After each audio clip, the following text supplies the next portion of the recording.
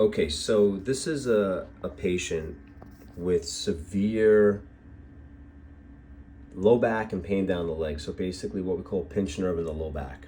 Okay, so we don't guess, we test. So if you're having low back pain, definitely let us give you our opinion on what's going on, because like you can see here, okay, this is the low back from the side.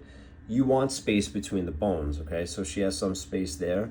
But if you look at like down here, and then if we work our way up and you look like at this one, and then these, you can see there's no spacing, okay?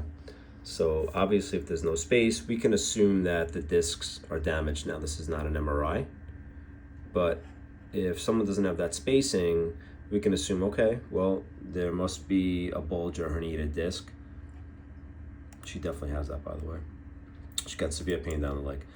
Now what we do that's very unique, that only about 5% of the profession does, is we do motion studies. So with this, we have them bend with low back side to side and hold the position. So you bend one way, hold it, and then bend the other way. What we're looking for with this is what's called pinching and gapping. We really want the joint to really come in, and this one does it a little bit and really pop open, okay? So L4, L5, that's between these two. It does it a little bit, it moves a little bit. Not enough to say it's a normal moving joint. The other ones though, I mean, they're really not moving, they're stuck. You know, we'll show people this and we'll mark these stuck joints. They're called subluxations. They don't always cause pain, by the way, but if the joints are stuck, that's what leads to issues. It leads to degeneration, breakdown, arthritis, okay? And then we do it going the other way. This way, she actually moved better. And you can see like this one right here, this one's pretty good. That pinches in and then it gaps open on that side. There's some motion in this one when she went to the right also. Is that one completely moving normal?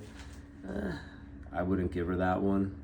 But there's definitely some more motion. You know, she's moving better going to the right, but I mean, it's still pretty stuck. Even like, you know, when these joints are stuck like this over time, this has probably been happening for a while. A lot of times when people do come in, they'll say, well, what caused this? What caused these joints to get stuck? And it's your day-to-day life. It could be trauma, it could be car accidents, and a lot of times the fender bender gets us because we think we're good and we don't do anything, or the old sports injuries. But just life under gravity, your day-to-day, you're sitting a lot. Are you, like me, I'm chasing babies and toddlers and changing diapers, you know, even working out, those things can cause it too.